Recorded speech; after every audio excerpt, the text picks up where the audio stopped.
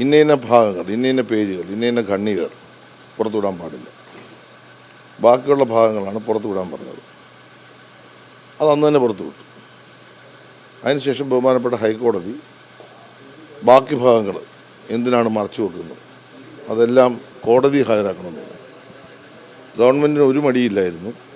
അപ്പം തന്നെ ബന്ധപ്പെട്ട ഉദ്യോഗസ്ഥർ നിർദ്ദേശം നൽകി മുഴുവൻ രേഖകളും സീൽ ചെയ്ത് ബഹുമാനപ്പെട്ട ഹൈക്കോടതി ഹാജരാക്കി. ഹൈക്കോടതി അത് സംബന്ധിച്ച് അന്വേഷിക്കുന്നതിനുള്ള സംവിധാനം ഏർപ്പെടുത്തി. അതിനു മുമ്പ് തന്നെ ഗവൺമെൻറ് പോലീസ് തലത്തിൽ അന്വേഷണത്തിനുള്ള സംവിധാനം ഏർപ്പെടുത്തി. അന്വേഷണം നടന്നുകൊണ്ടിരിക്കുകയാണ്. കോടതിയുടെ പൂർണ്ണമായ നിരീക്ഷണത്തിലാണ് എല്ലാ അന്വേഷണവും നടക്കുന്നത്. ഇനി ഏതെങ്കിലും ഭാഗം പുറത്തുവിടുന്നതിന് ഗവൺമെൻറ് തടസ്സമില്ല. കാരണം ബഹുമാനപ്പെട്ട ഹൈക്കോടതി മുമ്പിലിരിക്കുന്ന കാര്യമാണ്. ഹൈക്കോടതി പറയുകയാണ്, അത് ഹൈക്കോടതി തന്നെ പുറത്തുവിട്ടോട്ടെ.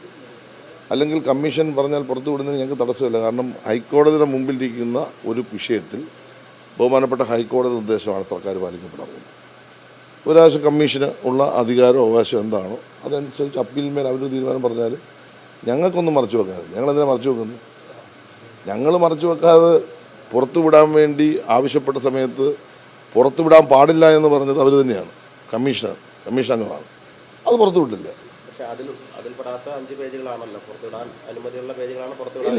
ഇല്ല ഒരു പേജും. അത് കൃത്യമായിട്ട് ഞാൻ പറയുന്നു. വിവരാവകാശ കമ്മീഷൻ അംഗം പറഞ്ഞ പുറത്തുവിടാൻ പാടില്ല എന്ന് പറഞ്ഞത് ഒഴിച്ച് മുഴുവൻ കാര്യങ്ങളും പുറത്തുവിട്ടിട്ടുണ്ട്.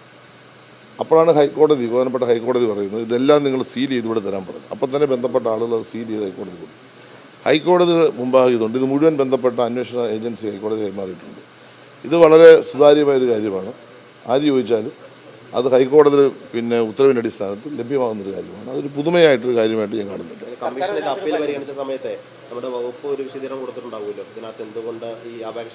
ഇത് ഞങ്ങളുടെ വകുപ്പുമായി ബന്ധപ്പെട്ടൊരു പ്രശ്നമാണിത്. ഇത് ആ കമ്മിറ്റിയുടെ റിപ്പോർട്ട് വന്നതിന് ശേഷം ആ കമ്മിറ്റി ശുപാർശ ചെയ്ത കാര്യങ്ങൾ നടപ്പിലാക്കുന്ന ഉത്തരവാദിത്വം മാത്രമേ വകുപ്പിനുള്ളൂ. എന്താണോ ഹേമ കമ്മിറ്റി പറഞ്ഞത് അതുമായി ഞങ്ങൾ മുന്നോട്ട് പോവുകയാണ്. അതിനകത്ത് പറഞ്ഞിട്ടുള്ള ഇപ്പോൾ ഒരു നിയമനിർമ്മാണം തന്നെ നടത്താൻ പോവുക.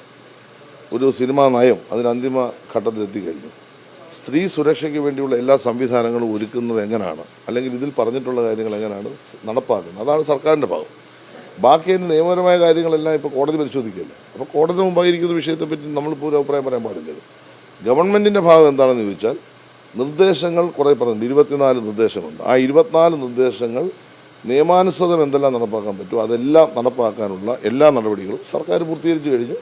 ഈ വരുന്ന ഫെബ്രുവരി മാർച്ച് മാസങ്ങളിലായിട്ട് ആ നടപടിക്രമങ്ങളെല്ലാം പൂർത്തീകരിക്കും. അടുത്ത നിയമസഭാ സമ്മേളനത്തിലൂടെ ഒരു നിയമനിർമ്മാണം, ഈ നിയമസഭയായിരിക്കില്ല, അതിൻ്റെ അടുത്ത നിയമസഭാ സമ്മേളനത്തിൽ നിയമനിർമ്മാണത്തിൻ്റെ ഭാഗം കൂടി ഞങ്ങളിപ്പോൾ കാണുന്നുണ്ട്. അതിലേക്ക് ഞങ്ങൾ കടന്നിട്ടുണ്ട്. നിയമോപദേശം സ്വീകരിച്ചിട്ടുണ്ട്. നിയമവകുപ്പിന് അതിൻ്റെ ഡ്രാഫ്റ്റ് തയ്യാറായി കൊടുത്തു കഴിഞ്ഞു. അപ്പോൾ ഗവൺമെൻറ്റിൻ്റെ ഭാഗം പൂർണ്ണമായും ചെയ്യേണ്ട കാര്യങ്ങൾ ചെയ്തു കഴിഞ്ഞു. ഇനിയുള്ളത് ജുഡീഷ്യറിയുടെ ഭാഗമാണ്. അവിടെ ജുഡീഷ്യറിയുടെ മുമ്പിലേക്ക് കാര്യങ്ങൾ പോയി കഴിഞ്ഞു.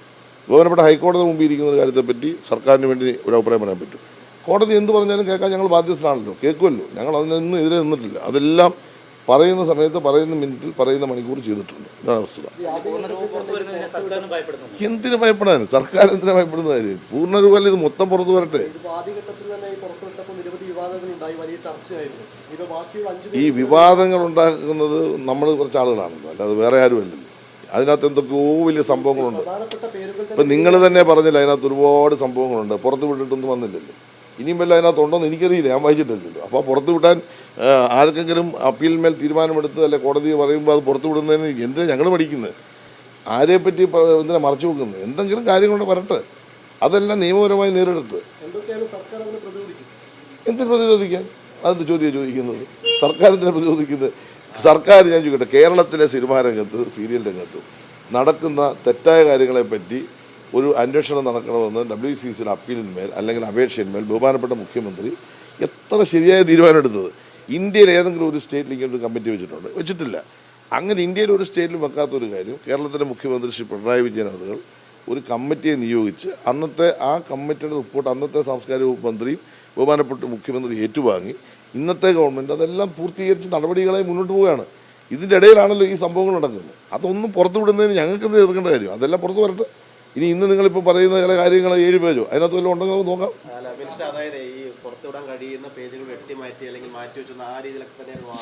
എങ്ങനെ വെട്ടിമാറ്റി? ഇതെല്ലാം ഡോക്യുമെൻ്റ് അല്ലേ? ഇതിൻ്റെ എല്ലാം കോപ്പി ജസ്റ്റിസ് ഹേമയുടെ കൈവശം ഉണ്ടല്ലോ. നമ്മുടെ കൈവശം ഉണ്ടെന്ന് പറയുന്ന ഡോക്യുമെൻ്റ് തന്നെ ജസ്റ്റിസ് ഹേമയുടെ കൈവശമുണ്ട്. അങ്ങനെ വല്ലതും മാറ്റാൻ പറ്റും? ഇതൊരു ഒരു അന്വേഷണ റിപ്പോർട്ടല്ലേ.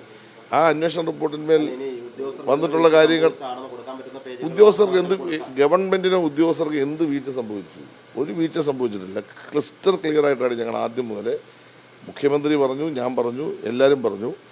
ഞങ്ങൾക്ക് ഇതിനകത്തൊന്നും മറച്ചു വെക്കേണ്ട കാര്യമില്ല. ഞങ്ങൾ കേരളത്തിലെ സ്ത്രീ സമൂഹത്തിന് വേണ്ടി പ്രത്യേകിച്ച് സിനിമാ സീരിയൽ രംഗത്ത് നടക്കുന്ന ചില പ്രശ്നങ്ങൾ ഞങ്ങൾ അഡ്രസ്സ് ചെയ്തു. ആ അഡ്രസ്സ് ചെയ്തതിനകത്ത് അവർ തന്ന നിർദ്ദേശങ്ങൾ, ചില അഭിപ്രായ പഠനങ്ങൾ, അത് ചിലത് വസ്തുതാപരമാണ്. ആ വസ്തുതാപരമായ കാര്യങ്ങൾ എങ്ങനെ നിയമപരമായും അല്ലെങ്കിൽ ഭരണപരമായും ചെയ്യാൻ കഴിയും, അത്തരം കാര്യങ്ങളിലേക്ക് ഞങ്ങൾ കടന്നു കഴിഞ്ഞു. അതിനുവേണ്ടി ഒരുപാട് കാര്യങ്ങൾ ചെയ്തു കഴിഞ്ഞു. ബാക്കി കാര്യങ്ങൾ 3, 4, 5, 6 മാസം കൊണ്ട് പൂർത്തീകരിക്കേണ്ട നടപടികളും ആരംഭിച്ചു കഴിഞ്ഞ് അത് പൂർത്തീകരിക്കും.